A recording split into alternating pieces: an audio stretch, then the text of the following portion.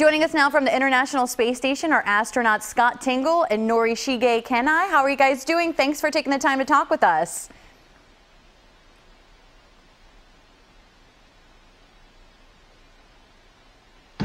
We are doing great, and thank you for coming on board International Space Station. It's a pleasure to have you here.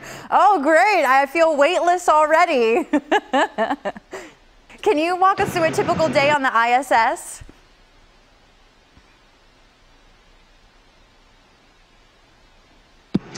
Sure. A typical day is a fairly long day. We get up around 6 o'clock. We brush our teeth. We have breakfast, and we start looking at all of the items and activities that we have to do in the upcoming day. In general, we'll do a little bit of maintenance, a little bit of science, and prep for some operations, whether it's robotics, EVA related, and then we'll continue that pretty much until about 6 or 7 o'clock at night, and we'll have a quick meeting, and then we'll shut down and start to prep for the next day before we get about 6 to 8 hours of sleep. All right, nice. What kind of missions and experiments do you guys perform on a daily basis? We have lots of experiments every day. Literally hundreds of experiments is simultaneously going on. We are growing plants. We are examining our bodies, the body changes in the space flight, and we are also doing some material sciences.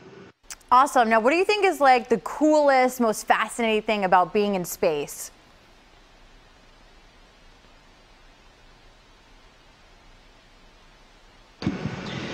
Well, for me, the space station is an engineering marvel, and there are literally thousands of people supporting it on a daily basis.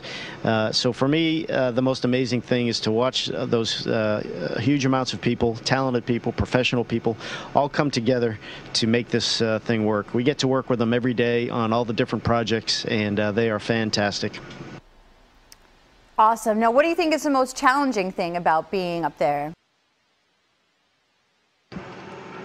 Well, challenging thing. So we are separate from our family and friends and living basically 6 of us or 3 of us alone. That's kind of tough. And also the communication from the space to the ground control centers. Sometimes it's also challenging to accomplish our goal. I'm sure. Now, what made you guys want to be an astronaut? Did you just really love space, like as kids, like I loved weather?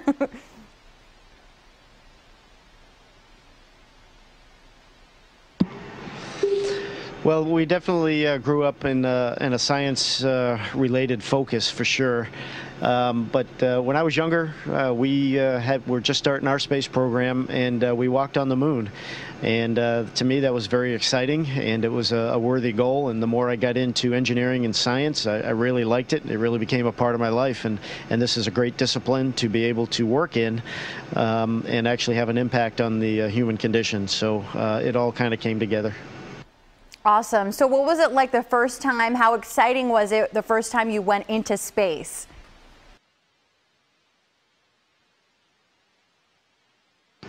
First time I was into space and watching the Earth from the window. That was spectacular, and I felt really I became an astronaut. Speaking of which, we're having another nor'easter here on the East Coast, and I'm a meteorologist, so what is it like when you can see weather from up there? What does it look like, the storm systems? Can you describe it?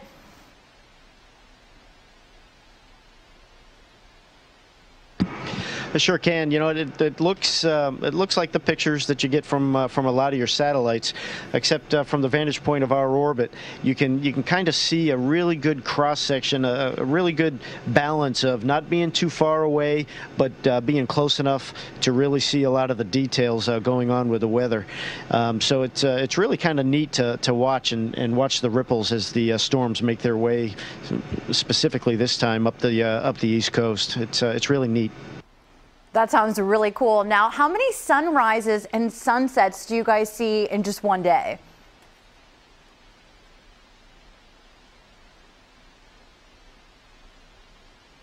Yeah, 16 times a day. We go around the globe 90 minutes.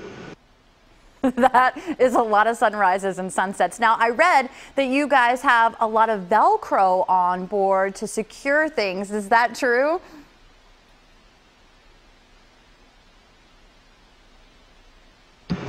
We do. We have Velcro everywhere, and I don't know if you can see it on the sides of the walls, but we even have it on our pants just so we can attach things and so we don't lose them. Yeah, you definitely don't want to lose a toothbrush in space, that's for sure. And how do you sleep in space?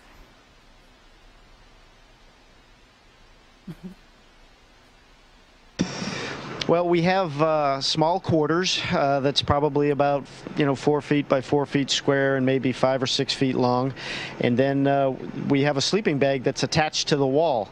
And so we open the sleeping bag, we climb in, we close the sleeping bag, and we fall asleep. That's pretty much it. It's a pretty sound sleep up here. Well, that does sound nice. I also read that there is a gym there. So how does that exactly work, being that you're weightless?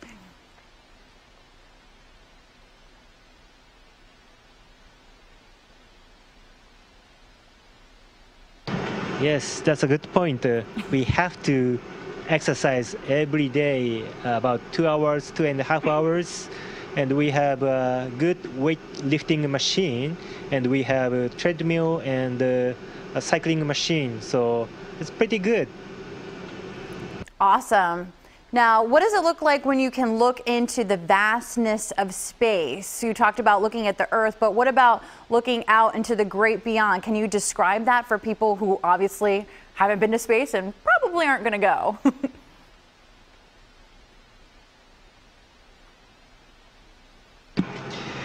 Yeah, it's unique. It's phenomenal. It's sometimes it's mesmerizing. It's so beautiful. Seeing the moon come up from behind the Earth, and whether it's a full moon or a half moon, is just absolutely beautiful. But sometimes, if the sun angle's right, you can see all the stars, and you see more stars than you could ever see on Earth. But very quickly, that all goes away because the angles change, and then you can't see anything. It's just all black. And the thing that mesmerizes me and keeps me captured is how quickly we go between being able to see everything and then not being able to see everything. It's really fast. Wow, that sounds really cool. So I know a lot of people want to know, how does it feel to be floating like you guys are?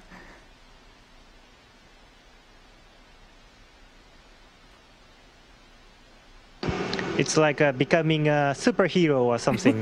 It's enjoyable, it's fun, and sometimes it's tricky and difficult. Yeah, I bet so. And what would your dream expedition be as an astronaut? Are you doing that right now, or do you have any other goals?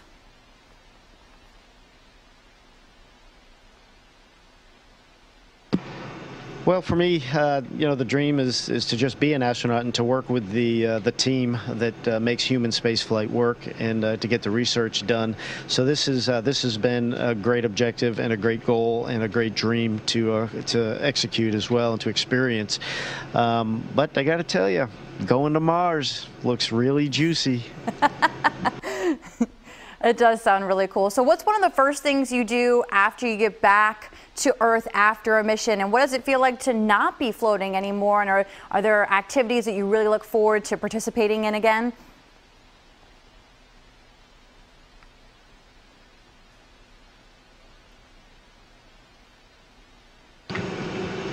Well, I am a medical doctor, so maybe I'm gonna study or research about space flight or medical aspect of the space flight. And also educational part is also I'm interested in. Inspiring next generations, younger people, is also a very challenging but very interesting work, I think. That's a really respectable answer. I probably would have said like eat spaghetti or something like that. That's awesome. Well, this is so cool being able to just stay in here in my studio in Philadelphia and you guys and talk to you in space. I mean, technology, gotta love it. Is there anything else you guys want to add for us Earthlings and tell us about your experience in the ISS?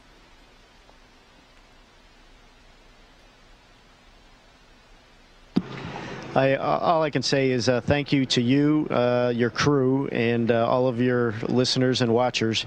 The space station's going on its 20th year of operations, and we do 200 to 250 experiments at a given time here up on the station.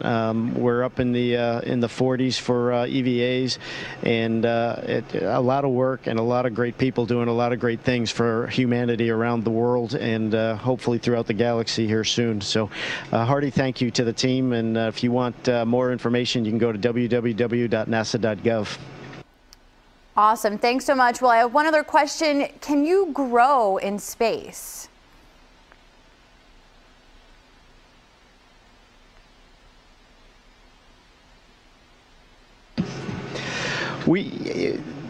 Not in the sense of how we normally grow when we're children, but when we're in space, our spines tend to elongate a little bit, so we may grow an inch or two while we're up here. We try to combat that a little bit with our resistive exercise and staying in shape, but we go through an adjustment here. I think I'm about an inch taller, and then when I go back home, it'll all compress back down again.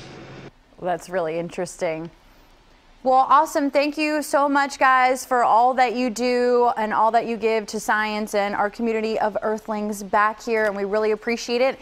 And we certainly wish you the best on your mission, and hope you enjoy your time in space and getting to look at the Earth from far beyond. Thanks so much for your time. I really appreciate it.